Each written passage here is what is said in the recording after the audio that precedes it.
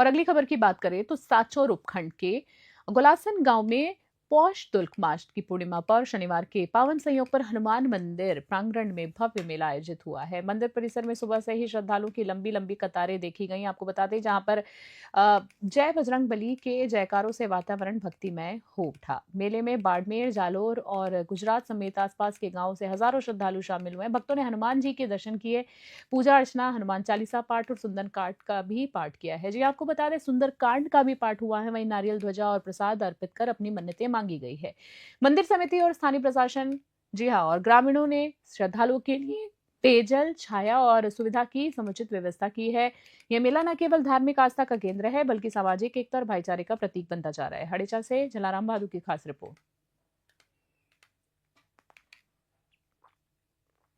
पौष तुल्क मास की पूर्णिमा के अवसर पर चितलवाना उपखंड के खास रवि गांव में ढाबा वाला माता जी मंदिर में भव्य मेला आयोजित हुआ है। सुबह से ही श्रद्धालुओं का आगमन शुरू हो गया जो देर शाम तक चलता रहा। मंदिर परिसर की बात करें तो माता के जयकारों, घंटा नाद और भक्ति गीतों से भक्तिमय माहौल में डूबा रहा। पुजारियों द्वारा विधि विधान से पूजा अर्चना और हवन संपन्न कराया गया है। श्रद्धालुओं ने नारियल, चुनरी, दीप और प्रसाद अर्पित कर परिवार की सुख समृद्धि, स्वास्थ्य और क्षेत्र में शांति की कामना की है।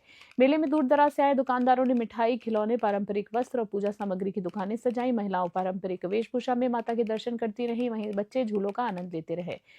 आपको बता दें डब्बा वाली माता जी का ये मेला धार्मिक आस्था के साथ साथ सामाजिक एकता और भाईचारे का प्रतीक बनकर उभरा। हड़ेचा से जलाराम बहादुर की खास रिपोर्ट।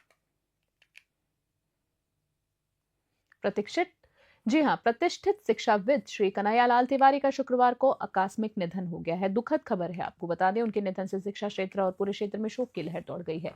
श्री तिवारी जीवन भर शिक्षा से जुड़े और रहे और सरल स्वभाव, कर्तव्यनिष्ठा और उच्च नैतिक मूल्यों के लिए जाने जाते थे। सरकारी विद्यालय से प्रधानाचार्य पद से सेवानिवृत्त होने के बाद उन्होंने Dayawati secondary school, Sojat road में निदेशक के रूप में सेवाएं दी और विद्यार्थियों को शिक्षा के साथ संस्कारों की भी सीख दी। शनिवार को आयोजित शोक सभा में उठावना कार्यक्रम में जनप्रतिनिधि, शिक्षाविद, पत्रकार और बड़ी संख्या में नागरिकों ने उन्हें श्रद्धांजलि अर्पित की है। वक्ताओं ने उनके निधन को शिक्षा क्षेत्र के लिए अपूर्णीय क्षति बताया है। वहीं शोकाकुल परिवार में पुत्र ललित तिवारी, जगदीश प्रसाद, महेंद्र तिवारी, शिवम नयन और बरनेला तिवारी परिवार समेत सब शामिल रहे। सोजत रोड से ललित तिवारी की स्पेशल रिपोर्ट। रावतसर में CWC bench magistrate Jitendra Goyal ने 2 युवाओं को वंचित वर्ग में बच्चों को गर्म कपड़े वितरित करने की प्रेरणा दी है। इस प्रेरणा पर फार्मासिस्ट अनिल छीपा, और आकाश नाई ने अपने जन्मदिवस के अवसर पर प्रगति ईंट उद्योग में प्रवासी श्रमिकों के बच्चों को कोट, स्वेटर्स और जैकेट भेंट किए हैं। उपहार पाकर बच्चों के चेहरे पर खुशी देखी गई। वहीं आपको बता दें मजिस्ट्रेट गोयल ने कहा है कि मलमास में दान पुण्य का पौराणिक महत्व है और सर्दी में गर्म वस्त्र दान की महिमा सबसे अधिक है। उन्होंने आशा जताई है कि इन युवाओं के काम से अन्य लोग भी प्रेरित होंगे। इसके साथ ही 7 जनवरी से भट्टा संचालक के सहयोग से श्रमिक वर्ग के बच्चों के लिए निःशुल्क विद्यालय शुरू करने की घोषणा है। कार्यक्रम में एएसआई रविंद्र मीना, अधिवक्ता एमएल शर्मा, इंटेलिजेंस ब्यूरो से अजीज सिकंदर, भट्टा संचालक नरेंद्र सिंह सूडा और शिक्षक दीपक अरोड़ा मौजूद रहे। हनुमानगढ़ से विनोद चौधरी की स्पेशल रिपोर्ट।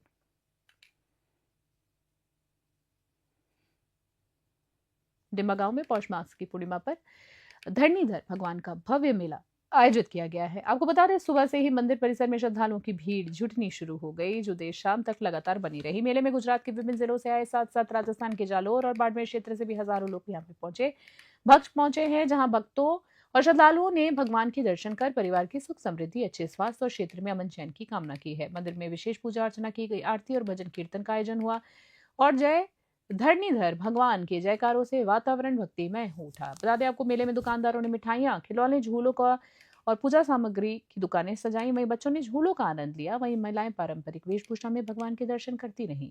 श्रद्धालुओं की सुविधा के लिए पेयजल, छाया, पार्किंग और स्वयंसेवकों की व्यवस्था की गई है। बता दें आपको यहाँ मेला धार्मिक आस्था का केंद्र रहा, सांस्कृतिक परंपरा को उसने जीवित कर दिया। हड़ेचा से जलाराम बहादुर की खास रिपोर्ट।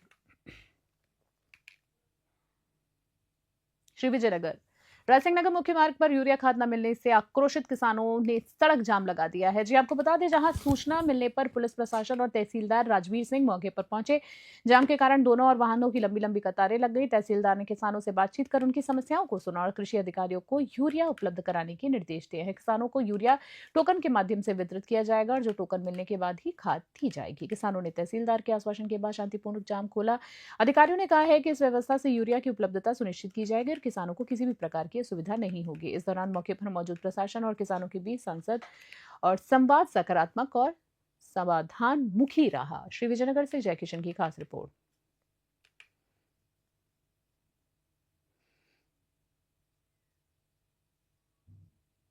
भारत की प्रथम शिक्षिका और समाज सुधारक कांति ज्योति सावित्रीबाई फुले की 195वीं जयंती श्रद्धा और सम्मान के साथ मनाई गई। कार्यक्रम का आयोजन महात्मा ज्योतिबा फुले नवनियुक्त मंडल द्वारा शहर के एक निजी होटल में किया गया है। उपस्थित समाज सेवियों गणमान्य नागरिकों ने सावित्री बाई फुले के चित्र पर पुष्पांजलि अर्पित की और उन्हें श्रद्धा सुमन अर्पित किए हैं।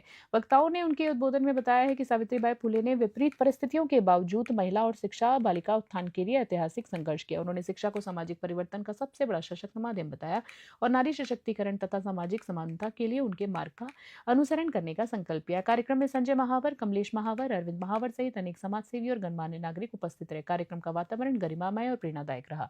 विजयनगर से गौरव व्यास की खास रिपोर्ट देख रहे हैं। शहर में उपजे विवाद के बाद अब शांति का माहौल है।